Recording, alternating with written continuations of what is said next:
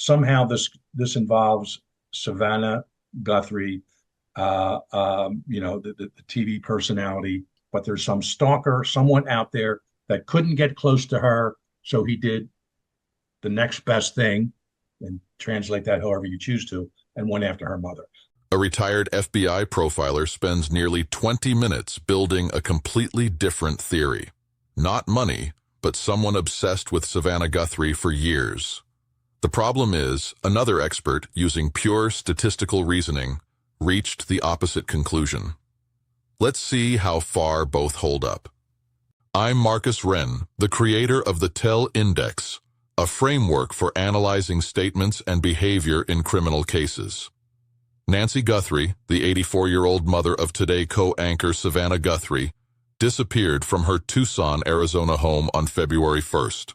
Today's video breaks down an interview about this case between journalist Brian Entin and two retired FBI profilers, James Fitzgerald, a former forensic linguist who profiled the Unabomber, and Raymond Carr, who developed a written threat assessment database at Quantico. The footage comes from the podcast/YouTube channel Brian Entin Investigates, recorded on day 89 of the case, nearly 3 months after Nancy disappeared, with no suspect named. Hit subscribe if you want to see more analysis like this. Right before this point, Fitzgerald had just discussed the lack of concrete leads after nearly 3 months. This is where he lays out his central theory. Somehow this involves Savannah Guthrie, the TV personality, and not that she did anything wrong, but something to do with her profession, something to do with someone who she's been in touch with over the years. And it may not just be weeks or months before. And I've said on other podcasts and other media hits that, in my FBI days in New York City, I had a strong connection with a retired NYPD lieutenant who was the head of security at NBC, 30 Rock. And I was up there once a month with cases involving various of their personnel, mostly women who were getting all kinds of, back then it was mostly letters in the mail or strange phone calls. I can't believe that over the years, Savannah hasn't been receiving these types of emails, social media, whatever. And I'm hoping the behavioralists, as well as the investigators themselves, are looking into every odd and effusive and fan-loving email that she received going back 5 years at least. And then, of course, after her mother comes on the show, would certain emails from certain people come up, consistently, we love your mom, or why do you bring your mom on? I think the answer to this case will lie somewhere in there. Other people talk about cartels and forced entries for purposes of burglary, robbery. I don't think it's that. This has something to do with Savannah on a stalking type scenario. And that's why this is so out of the ordinary in terms of it not having been solved, because a lot of the usual causation factors for these types of abductions, seemingly it wasn't a kidnapping for profit. I said that almost from the very first day, it has to do something with Savannah. Again, I'm being very careful here, not that she had anything to do with it herself or her family, but there's some stalker, someone out there that couldn't get close to her, so he did the next best thing, and translate that however you choose to, and went after her mother. And therein, I think, will lie the answer, and therein will the behavioralists can best help. Show me a couple emails in a row from someone, even over the course of a few years, and let's focus on that person and find out where they were, in early February of this year. Fitzgerald's reasoning is the opposite of pure statistical inference. He doesn't start from base rates, but from direct experience. Recalling his time overseeing security for NBC 30 Rock personnel, where obsessive letters and calls toward women staff were a real, recurring pattern. This is reasoning from witnessed precedent, a different method from the reasoning from base rates. Another expert used analyzing this same case. Cross-checking this against the case file, Fitzgerald's aimed at Savannah theory isn't an isolated guess. It aligns with at least 2 other independent expert sources. First, Dr. Ann Burgess, the criminal psychology researcher said to have inspired the character of Dr. Wendy Carr in Mindhunter. When asked directly by host Joel Waldman on the podcast Surviving the Survivor whether the suspect might be obsessed with Savannah, replied that the crime seemed personal, an assessment made entirely independently of this interview.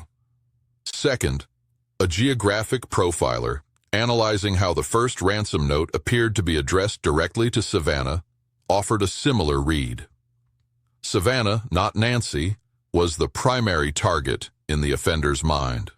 But this theory directly contradicts the conclusion of another forensic psychologist, Dr.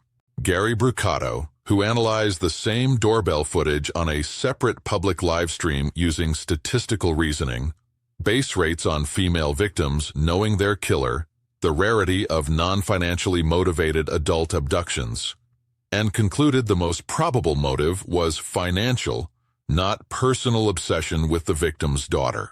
On the physical evidence side, the FBI's official suspect description, male, roughly 5 feet 9 inches to 5 feet 10 inches, wearing a black 25-liter Ozark Trail hiker backpack, appearing at 1:47 a.m. on February 1st, is neutral between both theories.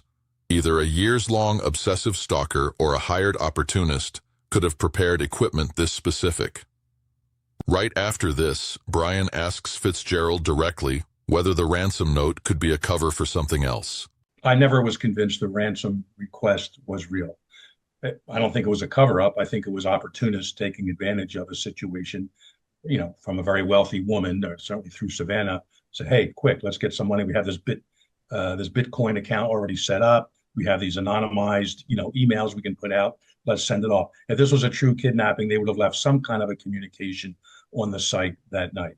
Now, unless law enforcement's hiding something from all of us, and boy, it's a well-kept secret if that's the case. This seems to be personal more than professional. This seems to be, need-driven behavior more than a financial benefit to the part of the person. And maybe it didn't go well. Maybe she died right away, or within hours. Who knows? The blood, of course, on the front step. Maybe it wasn't supposed to go that way, but nonetheless, the plan after the fact didn't go how it should have. Fitzgerald's logical point, a genuine kidnapping leaves a communication at the scene that same night, isn't just intuition. It matches a publicly confirmed fact. The first ransom note in this case never appeared at the scene on the night of February 1st at all. It was sent to local TV station KOLD a full day later, on February 2nd, exactly as Fitzgerald's framework would predict. No calling card left on site. 4 days after that, a second note also went to KOLD, reportedly indicating Nancy had died. No apology, no further demand. Exactly matching Fitzgerald's description of a plan that didn't go how it should have. As for the condition Fitzgerald builds in, unless the FBI is hiding something, it turns out to have a concrete answer from the case file itself.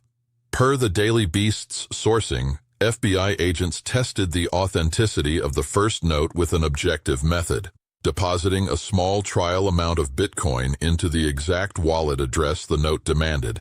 The money went untouched.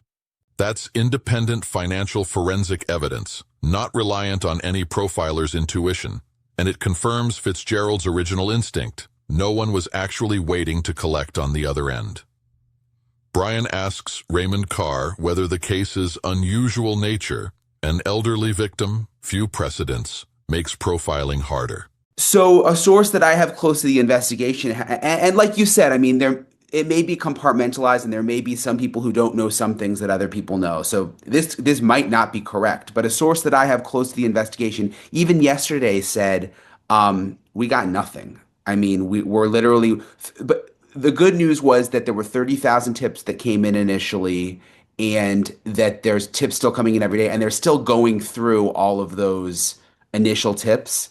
But my source said we're literally at the point where we're even calling back psychics. This is the piece that answers the condition Fitzgerald raised in round 2. If the investigation is genuinely stuck enough to be calling back psychics, the scenario of the FBI hiding a major piece of evidence that Fitzgerald worried about becomes much less likely. because Carr's own internal source shows no sign of it either. Cross-checking this against the case file, and this is the sharpest contradiction across all 3 rounds. Around this same period, Sheriff Chris Nanos publicly told Today reporters that investigators were definitely closer to identifying a suspect and were analyzing video of a vehicle captured shortly after Nancy disappeared. An optimistic public statement, definitely closer, sitting next to a private source describing nothing, calling back psychics, is exactly the kind of gap between declared position and internal reality this series has flagged before in the earlier FBI statement video. It's worth being fair here, and only once in this video.